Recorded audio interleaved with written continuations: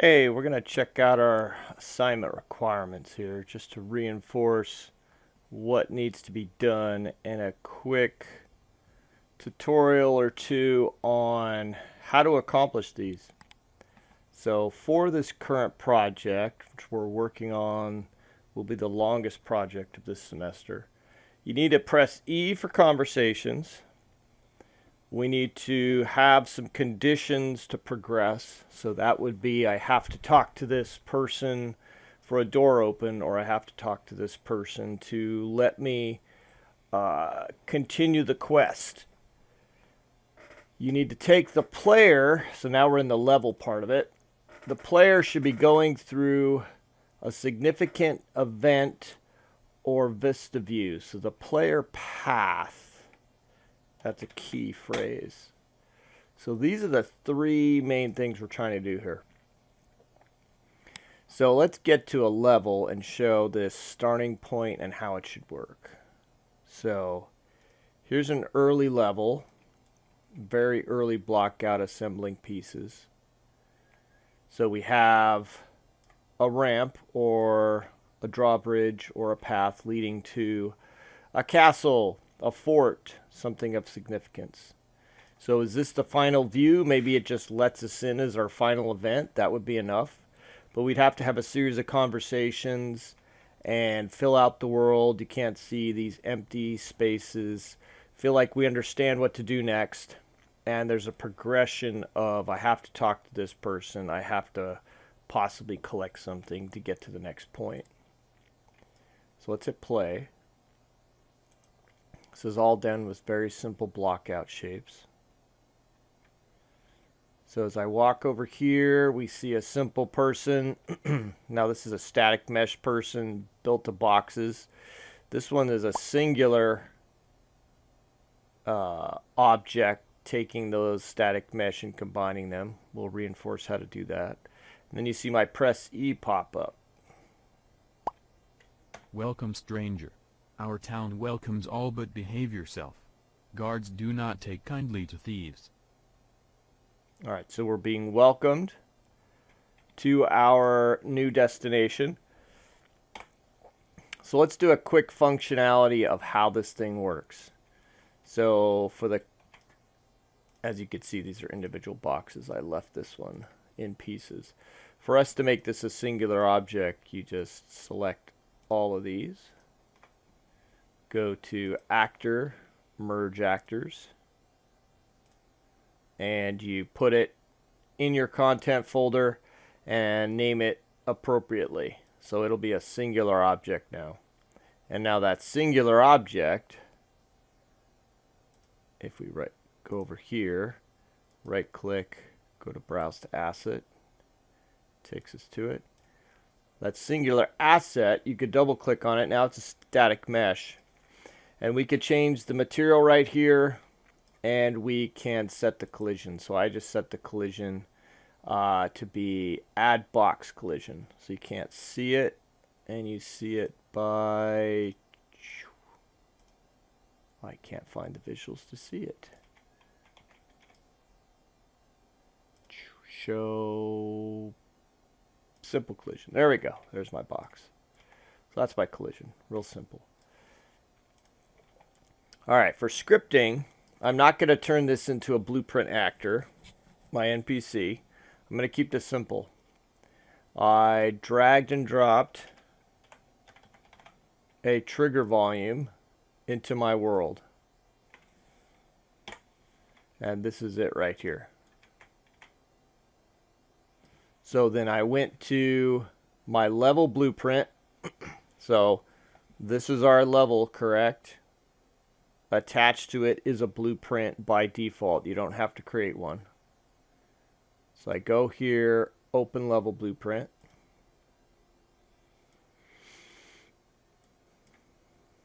And as long as my trigger is selected, I can right click over here. And this box here, context sensitive, will bring up more options or less options. If I click on it, I'm going to add an event. It's collision based, and I'm going to do on actor overlap which was already created. And I'm going to do the exact same thing, but I'm going to say on actor end overlap. So when I walk into it, something happens. So what's happening is this text render object, which we find in here, text render. I have it set to hidden by default. So if I go into the details, when I put it in my level, you can change the text right here. And then what I want to do is look for hidden. And if I check this box, it is hidden by default. So now when I'm walking around, I don't see press E. But when I'm in my level, I right click and find set. Or in my level blueprint, I find set hidden. So set actor hidden. So our text render is an actor.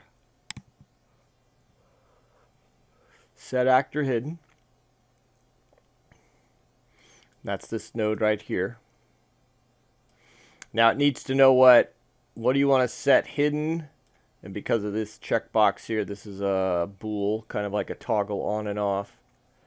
Since it's already hidden by default, this is going to uncheck that box and unhide it. So to get this reference, this is our text render right here. So I click on it, I go to my level blueprint and I right click, make sure this box is checked, and you can create a reference. Another way to get a reference is I'll drag this off, go to my level, and I could go to my outliner and drag it in here. And it'll create a reference for me.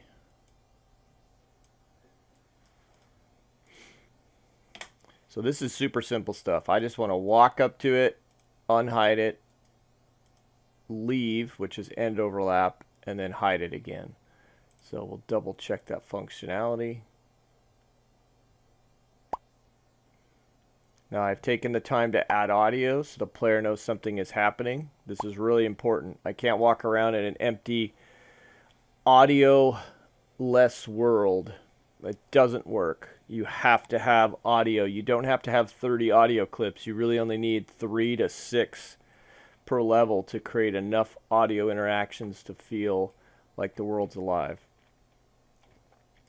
So I'm playing this audio as I walk in only. You can see it right here, play sound. And if we look, we can hit the magnifying glass to find that sound. There it is. So remember, you need a wave 16-bit. So you could download audio from places like freesound.org. You got to sign up, use a spam email or something if you're worried about getting spammed. Sign up for it and you could download effects. So when you search for something, I actually searched for pickup or pick. How about Sci-Fi Shield? So by default, it just finds the best references. What we want is, we want the shortest ones. We want them under a second for most of our stuff. Let's see how these sound. Sounds actually like you're gathering something. Sounds pretty good. Oof, that is painfully loud. I'm not going to play those painfully loud ones. What's this? There you go. It's a good sound that if something's around that's interactive, you could put in there. So when you click on it, I already see it's wave 16-bit.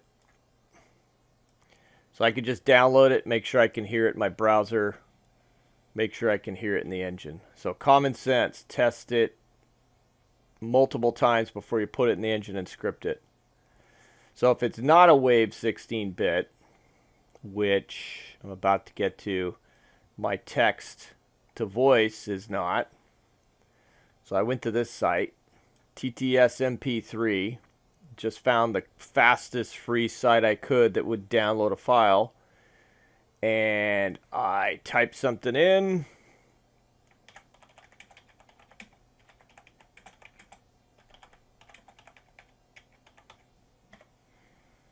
And I said read, Good work, here's your reward. And in US English, they have multiple voices you could choose from. Good work, here is your reward.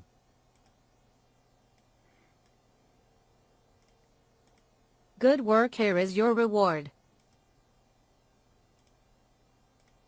Good work, here is your reward. So then I could download MP3. I've done 4 of these, 5 of these now, and I've had no issues with them wanting me to pay for anything. But the file's an MP3. So my MP3 comes out like this. So I need to open this in Audacity, which we went over multiple modules ago. Go to Audacity. Okay, it's free. Please just go download it. We're not going to explain that again. You need to go find it and download it. And I'm going to drag that in. And if I listen to it here, make sure I can hear it. Good work, here is your reward. And for some reason, my Audacity only plays on my speakers, which I have to fix. And then I go File, Export, Wave, 16-bit. And then I export it here. And name it something better than this crazy long thing. That's all I do. So this is how you make speech to voice. And this is not about giving us insane dialogue or a crazy story. It is 100% of communicating a mission, learning how to lay this out in a manner that I can quickly talk to people, understand what's going on, and progressively move through a mission. That is some of the hardest parts. You being a technical genius is not required. That is for systems people, technical designers, programmers. We want, as level designers, to make really interesting, engaging levels based around the mechanics supplied to us. We tune those mechanics. We help the combat team or the hero team make the main characters and enemies better. We figure out what quests are interesting. We give input on that would be more interesting if the quest items worked like this. This is where we earn our keep and we're good at what we do. You do not have to be super technical. Scripting a mission that's engaging and just through something like this is just as important. So, real simple things. So now, if I'm to set up dialogue, I have this dialogue we just looked at that we converted from Audacity and the text to voice freebie there. So this has been a Wave 16-bit. It was dragged and dropped just like any other sound file right here. But I don't want to be able to hit press E until I overlap this. So there's multiple ways to do it. So this is a neat trick that's called a gate in Unreal. I create a gate node. If you just right click and search gate. Now sometimes it's context sensitive because I have something selected and the level may mess this up. So you can uncheck this. So right here, gate. This gate does something really easy. When I want to have something happen, it's based on a press E. So if you want to press another key, make sure you choose keys that make sense. Oops, that doesn't work. I have to search. So let's hit E, and I search up, and I search up, and oh, this is not working at all. E key. All right, here we go. Whoops. So you see this little keyboard icon, that's what we're looking for. So this is if you want to use the number keys. I'm trying to use the E key, which is right there. Whoops, I don't want debug. How about just press E?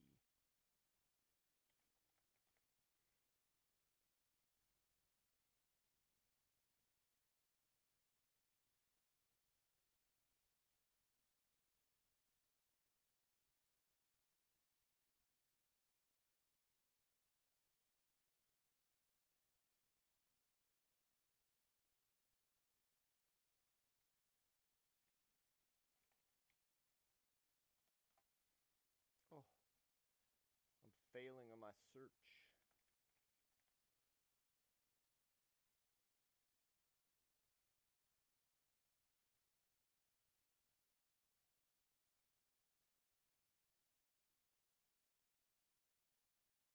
All right, so I don't know what the fact that I've already chosen this, I think, is causing a search error. So if I put in the G key now, G key, and search, I can scroll up and find the regular keyboards for G. So there it is right there, keyboard events. Why it wasn't popping up for E, which I found earlier, not sure. It seemed to be a search error, as in this node has already been created. I can't find that, so it's giving me other options. All right, so that's how you find your keys. They'll have the keyboard event. It's under keyboard events. So when I press E, I don't want it to happen all the time. Basically what this gate does is when I press it, it goes into the enter, and here's the exit. And what I want to have happen is play a sound. And that sound is my little text to voice. So press E. So you could test this without the trigger first. So just press E and see if this thing will work, or overlap, see if this thing works without this and without this. Then set this up. And what we want to have happen is when you're overlapping it, just like it unhides the text, we want it to open the gate, so when you push this, it'll go through. Otherwise, it's closed by default. So it says right there, start closed. So if I push this, it's going to, nope, going nowhere. It's going to stop right here. And then when I leave it, it closes it again. So then I can't push E again. So real simple stuff. That's pretty much how this is set up. Welcome, stranger. Our town welcomes all, but behave yourself. Guards do not take kindly to thieves. All right, that's our first step. Set that up. Press E, talk to somebody, get a voice file going. You only need a few. The others could just be text if you want. And we just need to have somewhat of a conversation. And the conversation is supposed to lead you around and see this important moment. Our moment's going to be our fortress castle here and just entering it. It's as simple as that. All right, thanks for watching.